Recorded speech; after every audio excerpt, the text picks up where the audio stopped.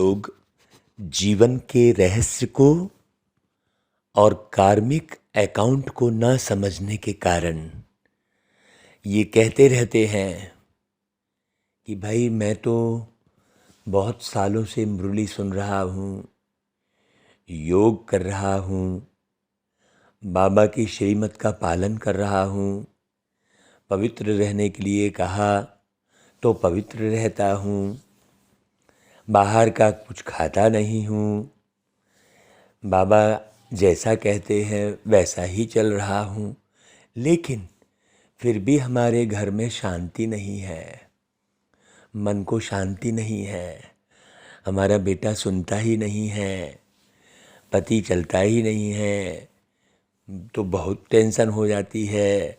मैंने इस तरह से कई असमंजस में उलझे रहने वाले लोगों के हमारे पास फ़ोन आते हैं और कहते हैं कि आखिर कब हमको जो है सुख शांति मिलेगी और कब हमारा परिवार अच्छे से व्यवस्थित होगा। ऐसा लोग जो है बहुत परेशानी में रहते हैं। कहते हैं कि भाई हम जो है 25 साल से ज्ञान में चल रहे हैं, बोलते हैं। तो वास्तव में ज्ञान में चलना किसे कहते हैं?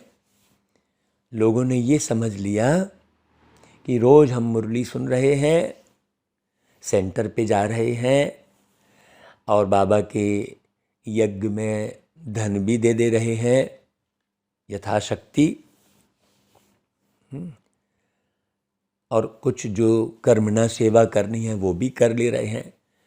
तो इसे ज्ञान में चलना अगर समझ ले रहे हैं तो वास्तव में ये ज्ञान में चलना नहीं कहलाया। माना संस्था से जुड़ जाना, अपने घर गृहस्थ परिवार को छोड़कर और संस्था के सदस्यों के साथ मधुर व्यवहार बन गया। अब संस्था में जो सदस्य आ रहे हैं, जो और भी ज्ञान सुन रहे हैं, उनके बिना अच्छा नहीं लग रहा है। वहाँ भी एक अच्छी दोस्ती हो गई है, वहाँ भी जान पहचान हो गई। तो इसे ज्ञान में चलना नहीं कहेंगे। बहुत अच्छी रीति समझना है।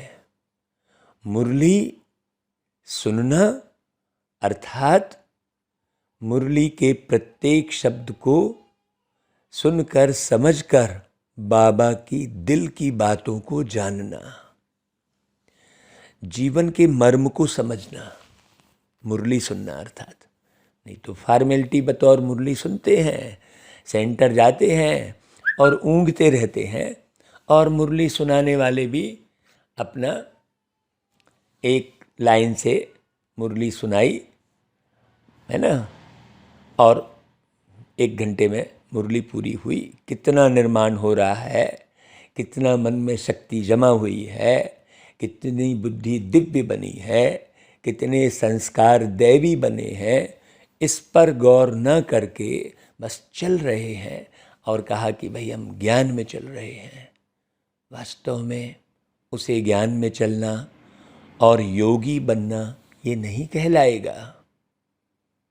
जब तक हमें ये समझ में नहीं आया कि शांति कैसे होगी, शिकायत बनी रही घर के सदस्यों के साथ में, परिस्थिति के साथ में हम परेशान होते रहे, बीमारी आई तो हम बिल्कुल दुखी हो गए, तो कैसे ज्ञान में चल रहे हैं? अभी तक समझा क्या है? सोचो। वास्तव में बाबा कि ज्ञान को सुनकर, परमात्मा से मिलने के बाद उनकी वाणी को सुनकर समझकर भी यदि हमने अपने जीवन का श्रेष्ठ निर्माण नहीं किया तो फिर और कहाँ समझेंगे। ये तो आखिरी पड़ाव है।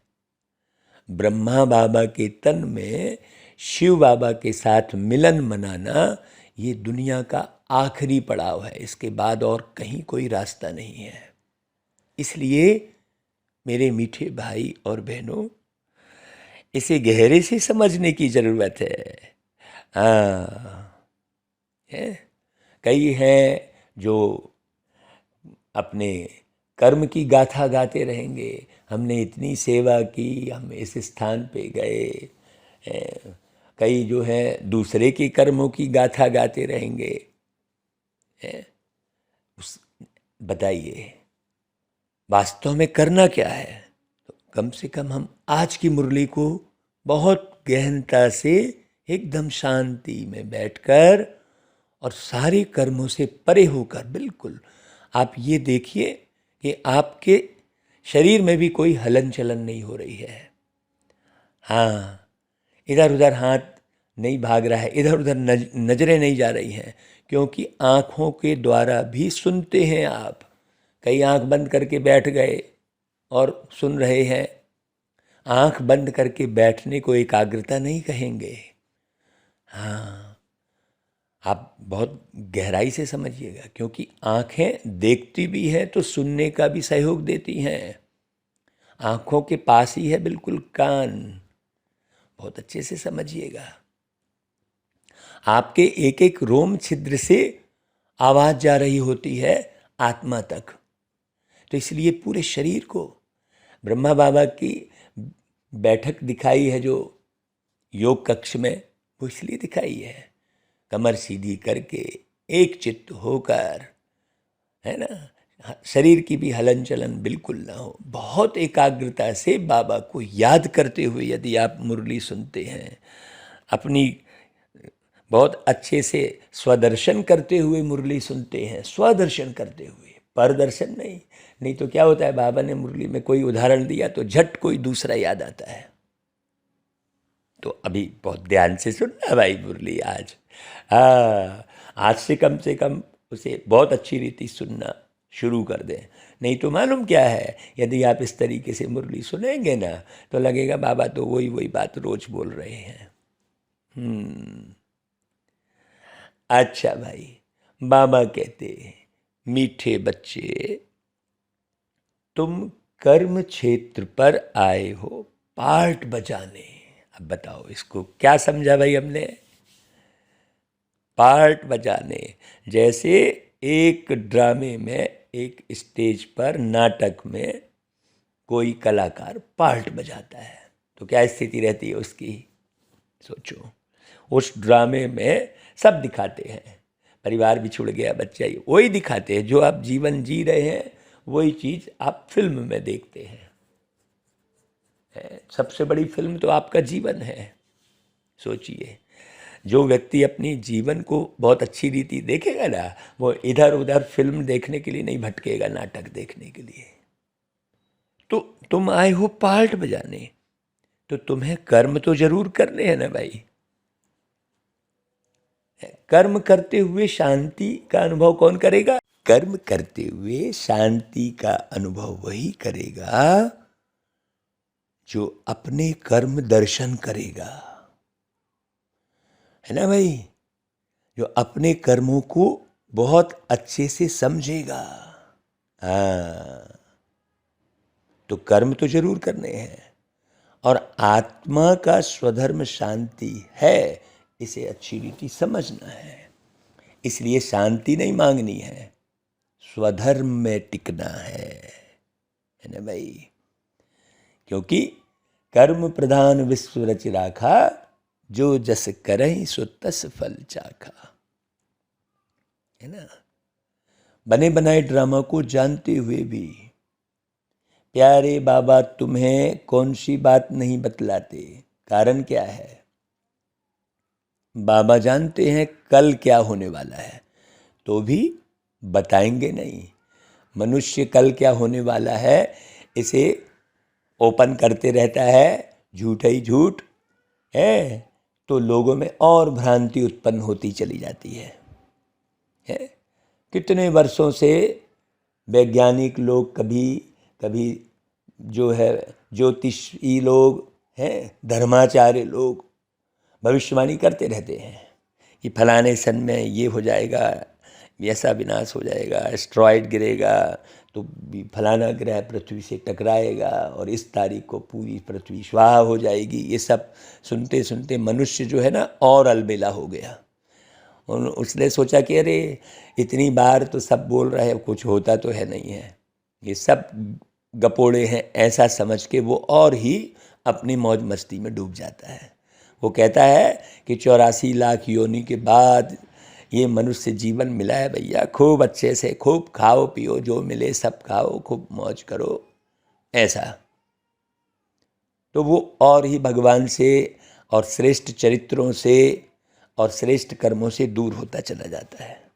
इसलिए बाबा कहते हैं कि बाबा ऐसा कभी नहीं बोलेंगे कि कल अर्थक्वेक होगी, ऐसे नहीं बोलेंगे। ऐसे नहीं है कि आज ही बता दें कि कल ये होने वाला है। अगर बतला दें तो ड्रामा रियल ना रहेगा। अर्थ क्या हुआ भाई? जैसे एक व्यक्ति ने नाटक देखा है और वो अपने दोस्त को दिखाने ले गया, एक फिल्म देखी है, वो दोस्त को दिखाने ले गया, तो वो बीच बीच में बोलता रहेगा, देखना आगे ये आएगा, आगे देखना ये हीरो ऐसा करेगा, तो वो जो देखने वाला है उसका आनंद ही किरकिरा हो जाएगा। क्यों? पहले से ही जान गए तो क्या होगा, वो उतनी लगन से उतने आनंद में रहकर थोड़ी देखेगा। सोचिए, इसलिए भविष्य की चिंता तो करनी ही नहीं चाहिए। बाबा स्पष्ट बता रहे हैं कि बच्चे आप ऐसे कर्म करेंगे तो उस कर्म का परिणाम ये होगा। भाई आप ठंडे पानी में डूबेंगे, ठंडे पानी में डूबने का कर्म करेंगे तो ठंडी लगेगी। आग में हाथ डालेंगे, आग में हाथ डालने का कर्म करेंगे तो भाई हाथ जलेगा। जमीन में आप करेले का बीज बोएंगे तो कड़वा करेला फल ही खाने मिलेगा। और क्या ड्रामा है, एकदम सिंपल सी तो बात है। तो कर्म को ध्यान में रखना है।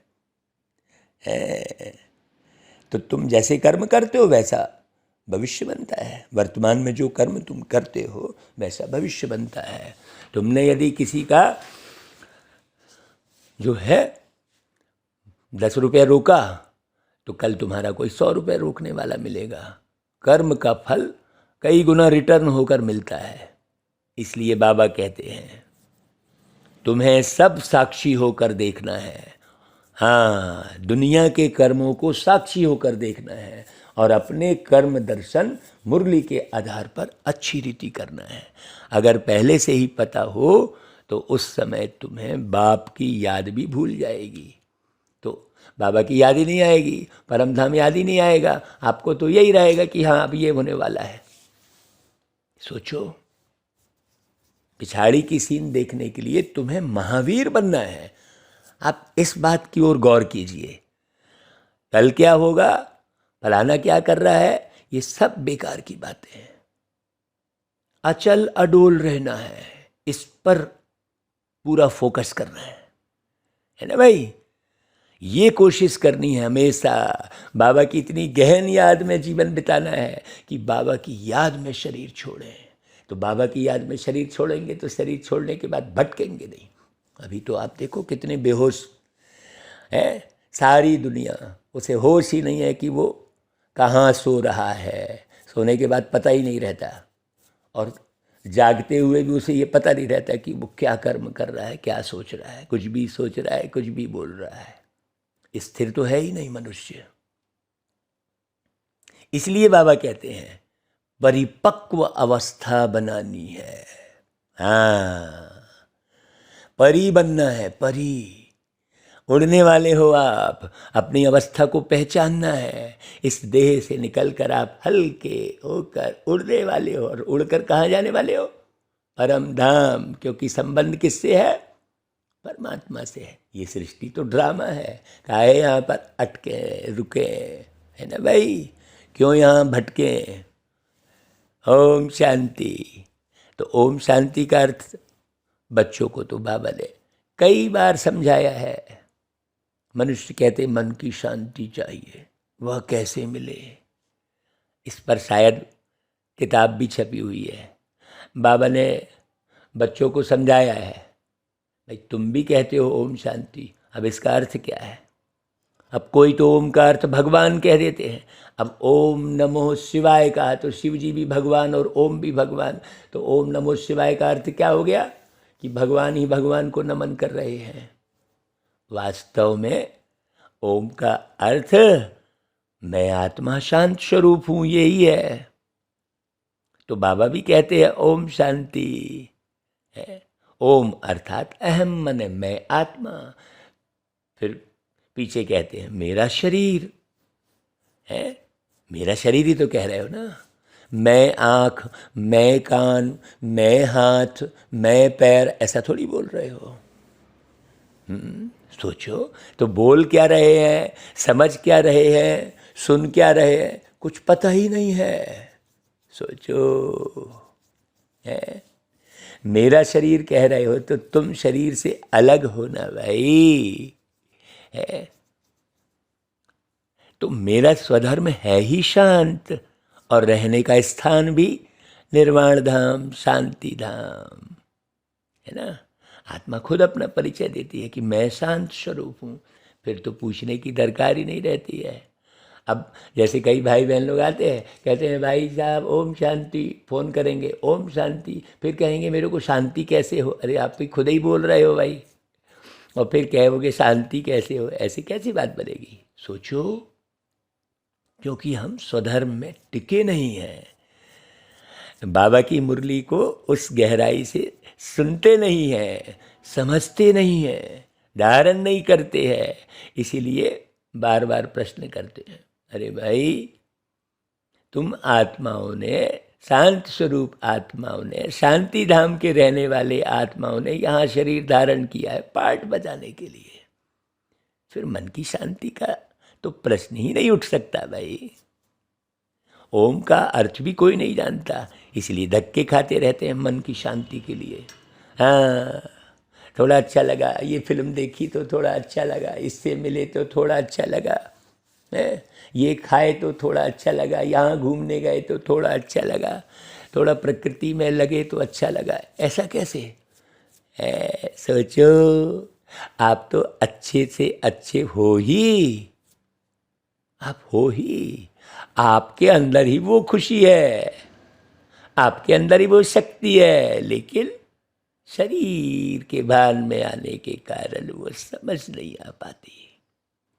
भाई जब आत्मा अशरीरी है तो है ही शांत। भाई शरीर में आने से कर्मेंद्रियां जरूर काम करेंगी और कर्म क्षेत्र पर जरूर काम करना पड़ता है, तो शांति पर तो कोई किताब बनाने की दरकार ही नहीं है। यह तो सेकंड की बात है समझने की है। सोचो, ये कोई बहुत बड़ी डिटेल करने की आवश्यकता ही नहीं है। आत्मा खुद ही कहती है ओम शांति, बाकी क्या चाहिए? कहाँ से शांति आएगी? आत्मा का देश ही शांति धाम है। अभी तो वहाँ जाकर बैठेंगे नहीं भाई, ये समझ विकसित रहेगी ना है। जैसे आपका एक घर बना रहता है, घर में माँ बाप रहते हैं, तो बाहर कहीं भी जाते हो तो आपको भटकन थोड़ी होती है। बच्चा विदेश में भी चला गया तो उसको अंदर में एक ये है ना भाई कि मेरा घर, मेरे माता पिता फलानी जगह है ना। वो इस कॉन्शियस में रहता है ना भाई हमेशा, चाहे वो विदेश में कितना भी घूमे, किसी से भी मिले, लेकिन अंदर माता पिता की घर की याद रहती है। लेकिन ये जो बेहद का घर है, शांति धाम, परम धाम, बेहद के माता पिता हैं, उसका परिचय नहीं होने के कारण मनुष्य अशांत घूमता भटकता रहता है ना भाई है। तो जैसे शांति के लिए कोई किताब की जरूरत नहीं, वैसे ही परम पिता परमात्मा से जीवन मुक्ति पाने के लिए कोई किताब आदि की दरकार नहीं है। यह तो सेकंड की बात है भाई। किताब भक्ति मार्ग में बनाते हैं ना, है ज्ञान मार्ग में थोड़ी बनाते हैं। फिर भी बाहर वालों को समझाने के लिए रियलिटी की जो समझानी है, सच्चे मन की शांति पर, सच्ची गीता पर लिखना पड़ता है।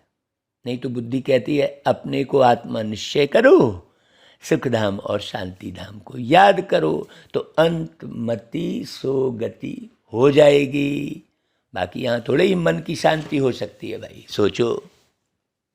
शांति धाम तो है निर्वाण धाम, जहाँ शांति के सागर प्यारे बाबा भी रहते हैं और हम आत्माएं भी रहती हैं। हम तो अशरीरी है, अति सूक्ष्म है। इस भान में आप रहोगे तो देखो कितना आनंद आएगा, सोचो। रुद्रमाला भी कहते हैं, तो रुद्र ज्ञान यज्ञ भी एक ही है। अब यहाँ भी भटक रहे हैं, यहाँ ज्ञान मिलेगा वहाँ ज्ञान मिलेगा। अरे भाई, जब बाबा आए हैं ब्रह्मा के तन में, सबको इकट्ठा कर रहे हैं, ना जाति भेद है, ना धर्म भेद है, ना गरीबी अमीरी का भेद है, ना। अब कोई मान लो यहाँ आने के बाद भी ये सब भेद पाले तो उसे ज्ञानी मत समझो ना भाई। उसको देखकर आप बाबा के ज्ञान की से वंचित क्यों रहते हो, सोचो। कहते हैं ना भाई, एक है तो ज्ञान सागर बाप ही एक है, तो वही ज्ञान सुना सकते हैं।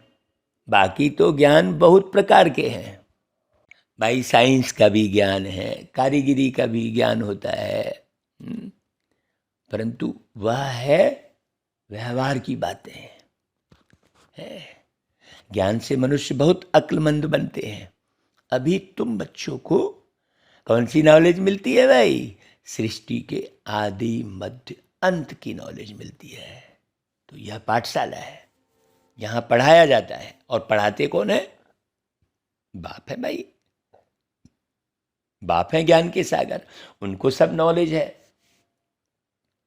बाकी सब तो वेद शास्त्र आदि को जानते हैं। रॉन्ग राइट झूठ सच क्या है, बाबा कहते कि वह तो मैं ही समझाता हूँ। अब बताओ भाई, इतना सुनने के बाद अब आप बताओ सच क्या है? सर्वव्यापी कहना यह सच है कि मैं परम धाम में रहने वाला तुम्हारा बाप हूं, यह सच है। सोचो बाबा कैसे बोल रहे हैं भाई। सर्वव्यापी से तो कोई ज्ञान मिल ना सके ना, पुरुषार्थ भी हो ना सके। कौन बैठ के पुरुषार्थ कराए? सर्वव्यापी होकर क्या करें बाबा? सोचो, खुद मालिक हैं भाई। भगवान तो कभी पतित होते नहीं जो उन्हें भटकना पड़े, सब तरफ घूमना पड़े। सोचो, वह तो जब चाहे तो वापस चले जा सकते हैं। अभी तुम नहीं जा सकते, क्यों? क्योंकि तुम्हारा बंधन बना है कि फलाने से 10 लाख रुपए लेना है, तो फलाने को ये करना है, तो बच्चों के लिए मकान बनाना है, तो ये करना है। जमाने में बुद्धि अटकी पड़ी है, ये खाना है, वहाँ घूमना है। न्यारी अवस्था बनाकर फिर कर्म कर रहे हैं, ऐसा तो है नहीं ना। तो सब भटके हुए हैं।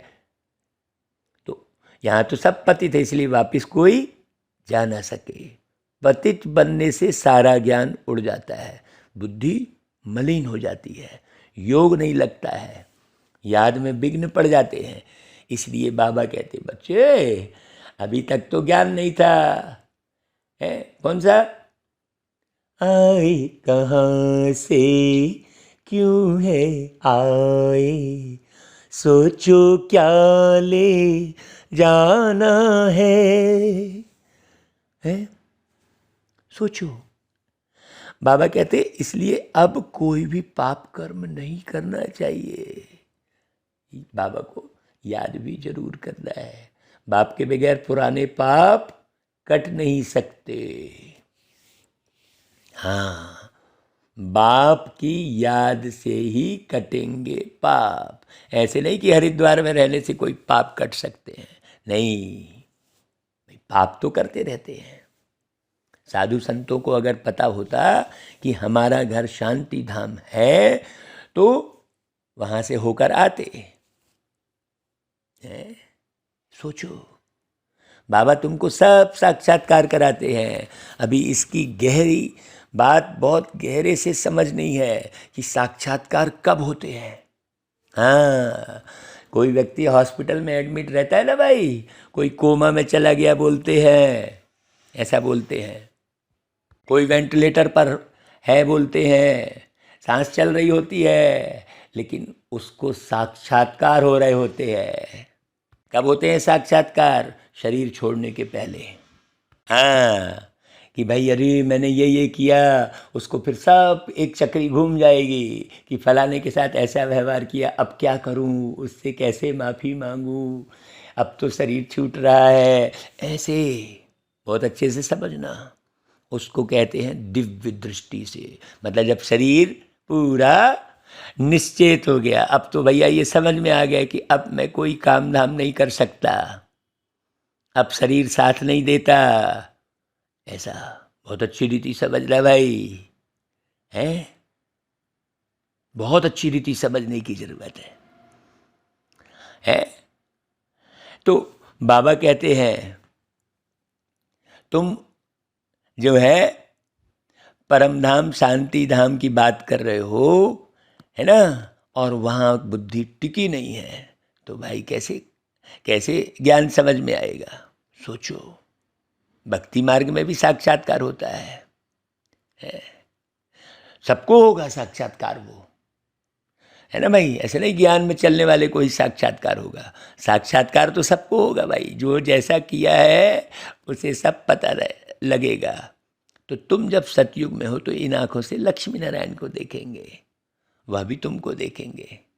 अभी साक्षात्कार में देखते हो, बाबा बता रहे हैं तो समझ में आ रहा है, बाबा भी तुमको देखेंगे, अभी साक्षात्कार में देखते हो। तो बाबा के पास दिव्य दृष्टि की चाबी है, वह और किसको मिल न सके। बाबा ने समझाया है, यह चाबी मैं किसको भी नहीं देता हूँ। हाँ, कर्म में सब उलझे रहते हैं, इनकी एवज में मैं फिर स्वर्ग की राजाई नहीं करता हूँ। भाई तराजू इक्वल रखते हैं ना भाई, तुम विश्व के मालिक बनते हो, मैं नहीं बनता हूँ, बाबा कहते हैं। भक्ति मार्ग में जो साक्षात्कार करते हैं वह भी मूर्ति में है। अब मूर्ति देखी है तो साक्षात्कार कर रहे हैं ना भाई, कृष्ण जी को देखा है तो दिखाई दे रहे हैं स्वप्न में, वो मूर्ति देखी है तो मूर्ति में थोड़ा ही ताकत है। बाबा कहते हैं मैं मनोकामना पूर्ण करने के लिए साक्षात्कार कराता हूँ। गणेश हनुमान आदि जिसकी पूजा करते हैं तो साक्षात्कार मैं कराता हूँ, बाबा कहते हैं। क्या करें, बच्चे हैं, अब वो उसी में जो है संतुष्ट होने वाले हैं तो करा देते हैं, परंतु वो लोग समझते हैं परमात्मा सब में है, इसलिए मुझे सर्वव्यापी कह दिया है, उल्टा ज्ञान ले लिया है। वास्तव में सब ब्रदर्स हैं, है ना भाई, आत्मा आत्मा भाई भाई, सब फादर तो हो ना सके भाई। भाई सभी आत्माएं पुकारती हैं, हे गॉड फादर रहम करो। जब आत्मा ही परमात्मा है तो फिर कौन से गॉड फादर को रहम करो बुला रहे हैं? लेकिन स्वयं को आत्मा समझे तब तो गॉड फादर कह रहे हैं तो सब बच्चे हो गए ना भाई, है? बच्चे तो बाप से वर्षा लेते हैं ना, तो वो विदेही बाप है, उससे वर्षा क्या मिलता है? सुख शांति आनंद पवित्रता ज्ञान, है ना भाई, शक्ति, इन सब का वर्षा मिलता है। तो देह का अभिमान छोड़ना पड़े। हाँ, बस इतनी सी बात है, मैं आत्मा बाप से वर्षा ले रही हूं। आत्मा को मेल व फीमेल है शरीर के रूप में कहेंगे, लेकिन आत्मा को थोड़ी कहेंगे। अब कोई आत्मा है वो शरीर छोड़ दिए तो उसे थोड़ी पहचानेंगे कि ये मेल है कि फीमेल है। भल चोला फीमेल का है, परंतु यह कहना ठीक है कि वर्षा ले रहा हूँ। बाप से वर्षा लेने का सबको हक है, मैं क्रिश्चियन हूँ, मैं फलाना हूँ, यह सब शरीर के धर्म है। हाँ, है ना भाई। जैसे कल क्लास चल रही थी तो हमने बताया था कि भाई मैं चाचा हूँ, मैं मामा हूँ, ये भी ईगो है। सोचो, ये भी एक अभिमान है ना भाई। तो समझ में आया था भाई लोगों को, हो सही बात है। तो जब तक ईगो नहीं छोड़ेंगे तोड़ेंगे, हाँ, तब तक इस सृष्टि से जाना नहीं होगा, तब तक शांति नहीं मिल सकती। तो अभिमान को बहुत अच्छी रीति समझना है। देह का अभिमान क्या चीज है? आत्मा सबकी एक ही है, शरीर बदलता है तब कहते हैं हम मुसलमान हैं। अब मैं हूँ, अब किसी मुस्लिम परिवार से बहुत अच्छा हमारा गहरा संबंध बन गया है ना, तो फिर इस शरीर को छोड़ने के बाद वही याद आ जाएंगे, तो वहीं जाके जन्म ले लूँगा, तो क्या बन जाऊँगा फिर? अभी हिंदू कहला रहा हूँ, फिर मुसलमान कहलाने लग जाऊँगा। तो वास्तव में आत्मा का नाम तो नहीं बदलता ना, शरीर बदलता है। तो बाप तो है ही पतित पावन, ज्ञान के सागर। बाप की महिमा अलग हो जाती है, वे शांति के सागर है, ज्ञान के सागर है। उनके साथ योग लगाने से हम शांति धाम चले जाएंगे। सो भी अभी, क्योंकि अभी प्यारे बाबा धरती पर आकर हम सबको ले जाने की विधि सिखला रहे हैं। ऐसा योग और पूरे कल्प में सतयुग, त्रेता, द्वापर, कलयुग कहीं भी नहीं लगा सकते ऐसा योग, जो योग बाबा सिखला रहे हैं। तो तुम शांति धाम को जानते हो, बाकी याद शिव बाबा को करते हो। सन्यासी कहते हैं हम ब्रह्म ज्ञानी हैं, ब्रह्म से योग लगाते हैं, परंतु उनसे विकर्म विनाश तो नहीं हो सकता ना भाई, वो योग ही रॉन्ग है। ब्रह्म तो रहने का स्थान है भाई। ब्रह्म ज्ञानी अथवा तत्व ज्ञानी, बात एक ही है। अब आप सूरज से योग लगा रहे हो, क्या मिलने वाला है? आप चंद्रमा का ध्यान कर रहे हो, क्या मिलने वाला है? सोचो, सूरज जो देना है वो तो दे ही रहा है परमानेंट। अब उसमें उससे योग लगाने की तो आवश्यकता ही नहीं है।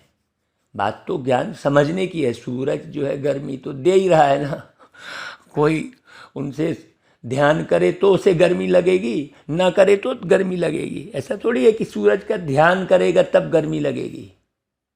सोचने की बात है? सोचो, तो तत्वज्ञानी और ब्रह्मज्ञानी दोनों बात एक ही हो गई। बाबा कहते हैं यह इन्हों का भ्रम है भाई। पतित पावन कोई सूर्य, चंद्रमा, तारे, पेड़, जल, हवा, ये कोई पतित पावन नहीं हो सकते। सोचो, है ना भाई। और पतित पावन कोई परम धाम नहीं हो सकता, ब्रह्म नहीं हो सकता रहने का स्थान जो है। नहीं, आत्माओं के पिता तो शिव है ना भाई, उनको ही पतित पावन कहा जाता है। बाकी वापस तो कोई जा नहीं सकते, सब कर्म बंधन में लटके हैं। अभी हम कितनी भी मुरली सुना रहे हैं आपको, ज्ञान सुन रहे हैं, समझ रहे हैं, लेकिन कर्म बंधन तो बंधा हुआ है ना भाई। जन्म तो लिया ही ना किसी आत्मा के द्वारा है। कोई पानी पिला रहा है, कोई हवा खिला रहा है हमको। जीवन तो कोई ना कोई आत्मा चला रही है, तो कर्म तो बंधन बंधा ही हुआ है ना, तो वापिस कैसे जाएंगे, है ना भाई। जब कर्म से न्यारे होने की विधि सीखेंगे तो सभी को सतो प्रधान से तमो प्रधान बनना ही है। जबकि पहला नंबर श्री नारायण ही बनते हैं, तो और सभी भी जरूर तमो प्रधान बनेंगे ना भाई। पुनर्जन्म तो लेते आएंगे, यह भी बुद्धि में रखा जाता है। तो तुम जानते हो हर एक धर्म वाले कितने जन्म लेते होंगे। अब ये पूरा थोड़ा स्पष्ट समझना, नहीं तो कह दिया वो भूत बन गया, वो जाके मछली कुत्ता बन गया, ऐसा थोड़ी है कुछ है।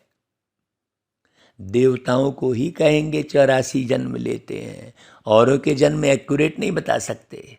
कोई हिसाब करे तो निकाल सकते हैं, परंतु ज़रूरत ही नहीं है। क्या फ़ायदा जन्मों की गिनती लगाने से? भाई हमारा अपने पुरुषार्थ से काम है ना, और जास्ती बातों में बिल्कुल नहीं जाना है। भाई थोड़ा बहुत समझने के लिए हमने जो है उदाहरण दे दिया किसी भी आत्मा का, ताकि क्लियर हो जाए, लेकिन उससे फ़ायदा तो कुछ नहीं ना भाई है। अब भाई मुझे इस शरीर में जन्म देने वाली जो माता है, जो जन्म देने वाले पिता हैं, वो तो नहीं रहे, है ना। अब वो कहीं ना कहीं जन्म लिए हैं, ये ज्ञान मुझे है, लेकिन उससे फायदा क्या? सोचो। है हमको अपना पुरुषार्थ करना चाहिए। भाई बाबा कहते हैं तुमको मुक्ति, जीवन मुक्ति चाहिए तो मन मना भव। हाँ, बाबा कहते हैं मैं देखो हूँ ही पतित पावन, आकर राजयोग सिखलाता हूँ। पतित पावन जरूर कलयुग अंत में ही आएंगे ना भाई, ना कि द्वापर में। सोचो, सिर्फ शिवरात्रि लिखने से अर्थ नहीं निकलता है, त्रिमूर्ति शिवरात्रि लिखना चाहिए। भक्ति में तो घोर अंधियारा है, एक एक शब्द सुधारने पड़ेंगे भाई, एक एक शब्द के अर्थ समझने पड़ेंगे भाई। है घोर अंधियारा है। तब कहते हैं ज्ञान सूर्य प्रगटा, अज्ञान अंधेर विनाश। तो जरूर कलयुग का अंत होगा ना भाई। रोशनी है सतयुग में, मतलब सत्य में रोशनी है। झूठ में कहाँ से रोशनी आएगी? झूठ की भीड़ खूब इकट्ठी हो जाएगी, है वहाँ सत्य को भी दबा दिया जाएगा। तो झूठ की ताकत को भी अच्छी रीति समझना है। हाँ, है ना भाई। तो बाप जरूर संगम पर आएंगे, सब पतित बने तब तो बाबा आकर पावन बनाए भाई, क्योंकि सबका तो कनेक्शन है ना प्यारे बाबा के साथ। बहुत सन्यासी लोग भी कहते हैं मन की शांति कैसे होगी? भाई आत्मा का तो स्वधर्म ही शांत है। जैसे भारतवासी देवी देवताओं को भूले हुए हैं, वैसे आत्मा भी अपने स्वधर्म को भूली हुई है। आत्मा ही जानती है मुझे इन विकारों रूपी रावण ने अशांत किया है। उसे पता है कि वो क्रोध कर रहा है इसलिए अशांत है। यह ज्ञान अभी मिला है। यहाँ तो शांति कभी मिल नहीं सकती, शांति धाम में ही शांति मिल सकती है। वहाँ तो सबको जाना है। हम शांति धाम में जाएंगे, फिर आएंगे सुख धाम में। हाँ, पूरी तरह से शांति। दूसरे धर्म वालों को शांति अधिक मिलती है, हमको सुख अधिक मिलता है। ये बात गहरी समझने की है। बाकी धर्मों को इतना सुख नहीं मिलता, तो भाई उतना दुख भी नहीं मिलता। हाँ, हम देख रहे होते हैं और धर्म के लोग बड़े जो है सुख में रहते हैं, तो हम उनको देखें। यह सब है डिटेल की बातें। कोई ने लक्ष्य को अच्छी रीति पकड़ लिया है, वह भी काफ़ी है। घर में रहते बाप और वर्षे को याद करते रहो, परंतु प्रजा तो नहीं बना सकेंगे ना भाई। जो प्रजा बनाएंगे वही राजा रानी मालिक बनेंगे। मेहनत तो है ना भाई। तो प्रोजेक्टर पर समझाना सहज है। बड़े बड़े आदमियों को निमंत्रण दे, उन्हों को समझाना चाहिए, है ना भाई। आप बिल्कुल कर सकते हैं। बाबा खुली छुट्टी दे रहे हैं मुरली में, है मिलजुल के चलो सेवा करेंगे भाई। जितने भी मुरली सुन रहे हैं, बाबा की सेवा को सब तन मन धन इकट्ठा करके करेंगे। हाँ, जैसे भाई प्रोग्राम करते हैं तो हम तो कहते हैं भाई जहाँ कोई कमी है तो हम भी पूरा सहयोगी बनकर है बाबा की सेवा को आगे बढ़ाएंगे, लेकिन वो सेवा बहुत एक्यूरेट होनी चाहिए।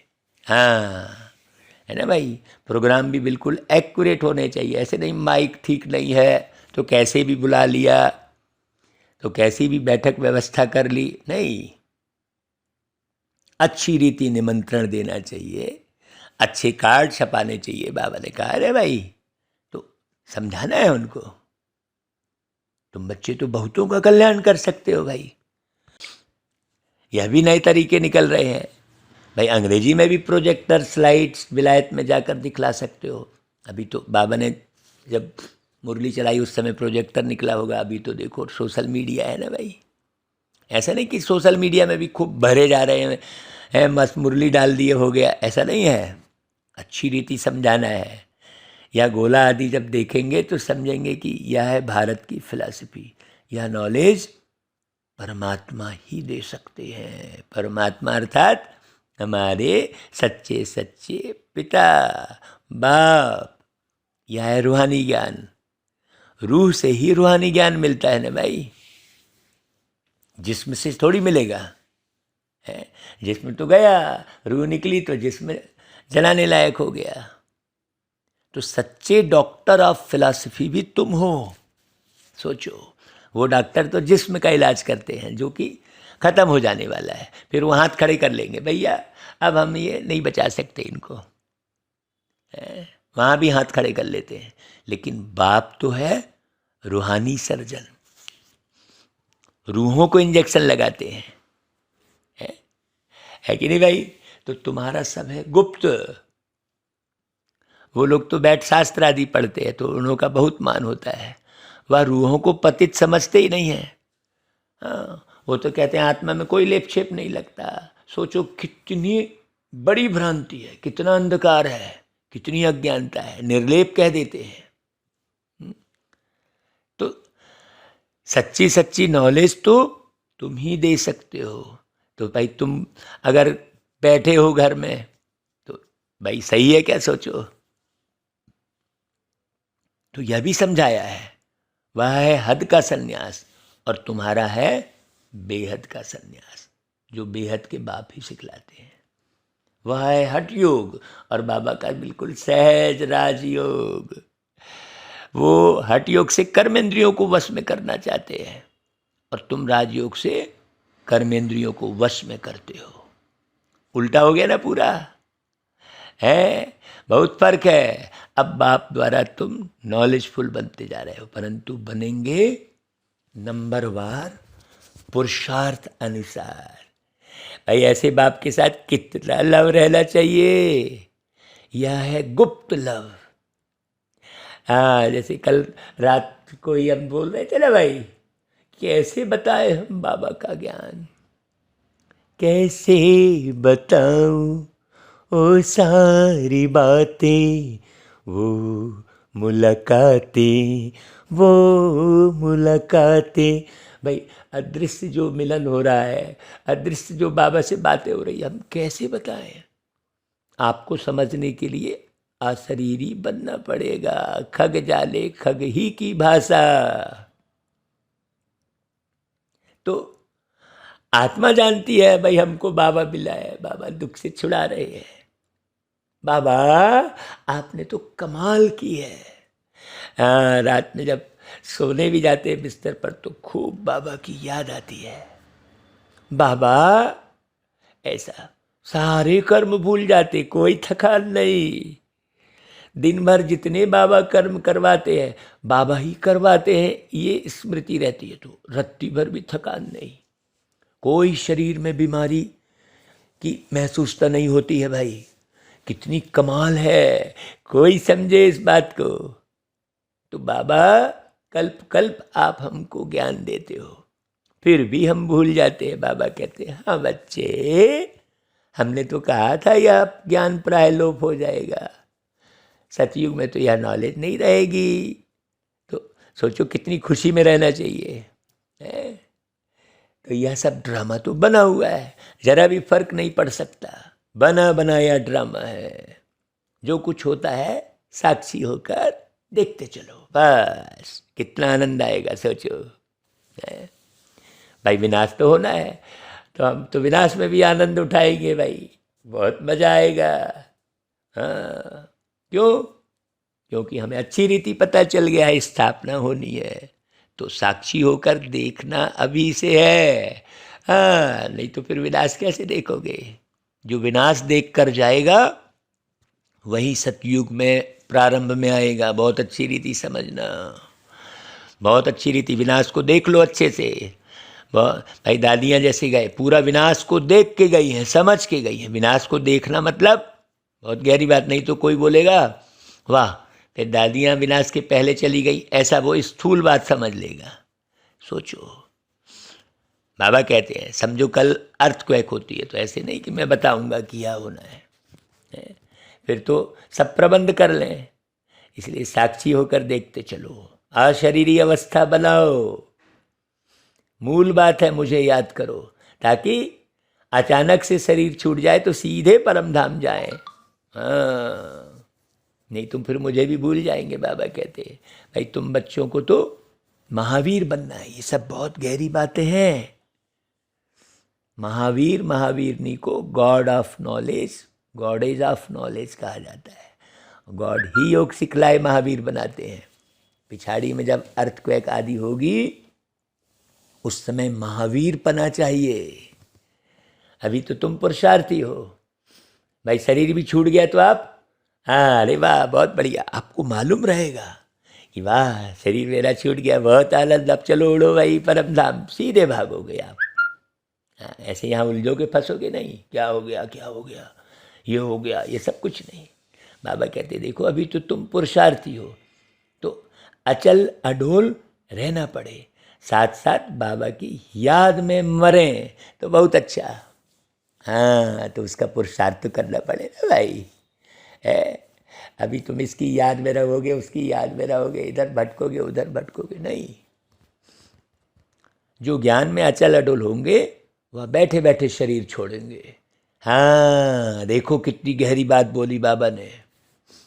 हाँ वो ऐसे थोड़ी कि परेशान हो रहे हैं, हाँ नहीं, एकदम सहज शरीर छोड़ देंगे जो अचल अडोल होंगे, फिर कर्मातीत अवस्था में जाकर सर्विस करेंगे। तो बच्चों को परिपक्व अवस्था में शरीर छोड़ सूक्ष्म तन में जाकर फिर नई दुनिया में आना है। देखो कितना बड़ा लक्ष्य दे रहे बाबा। अच्छा भाई बच्चों को सदैव अपना चार्ट देखना है जो हम बाबा से पूरा वर्षा पाए। कोई भी बात के संशय में आकर पढ़ाई कभी नहीं छोड़नी है। बाबा बार बार कहते हैं मुझे याद करो तो विकर्म विनाश होंगे।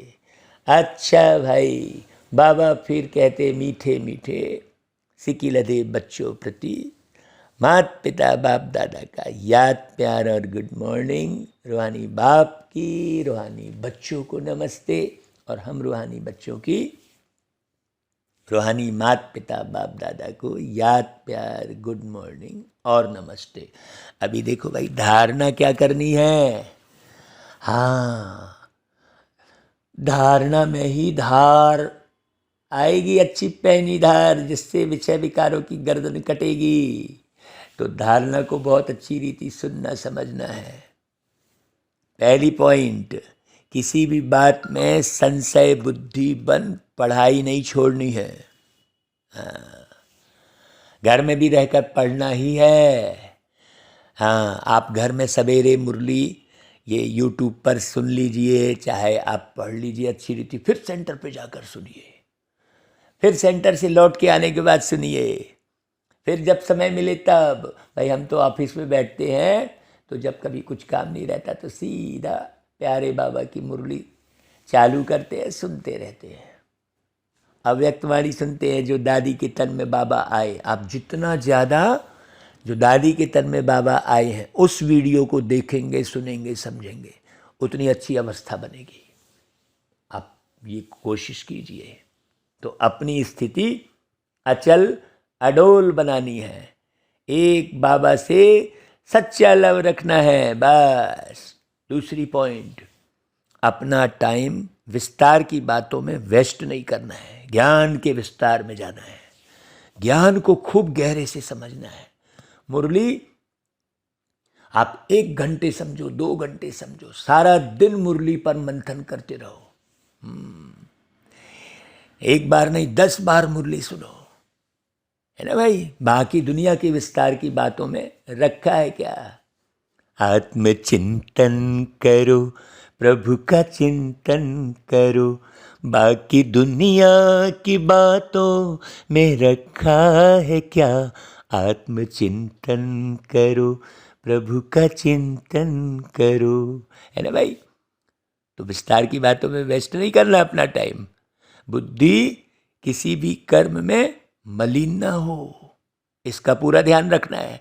नहीं तो जरा भी आपसे कोई छोटा मोटा भी झूठ कर्म हो गया तो बुद्धि मलिन हो जाएगी।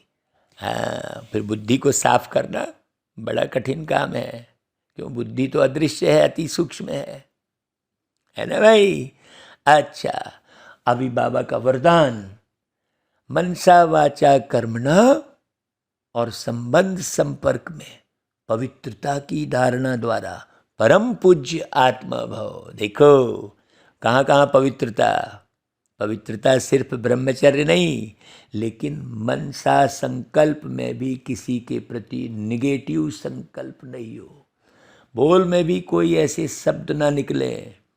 संबंध संपर्क भी सबसे अच्छा हो, किसी में जरा भी अपवित्रता खंडित ना हो, है ना भाई। तब कहेंगे पूज्य आत्मा। हाँ, मैंने कहीं भी अपवित्रता ना हो, है ना भाई। है बहुत अच्छी रीति समझना, पवित्रता बरकरार रखना। पवित्रता कहीं भी खंडित ना हो, टूटे ना। तो पवित्रता के फाउंडेशन को चेक करो। सदा स्मृति में रहे कि मैं परम पवित्र पूज्य आत्मा इस शरीर रूपी मंदिर में विराजमान हूं। हाँ, ये अनुभव करते रहो। है कोई भी व्यर्थ संकल्प मंदिर में प्रवेश कर नहीं सकते है। अच्छा भाई, स्लोगन, अपने भविष्य को स्पष्ट देखने व जानने के लिए संपूर्णता की स्थिति में स्थित रहो। अच्छा भाई, ओम शांति।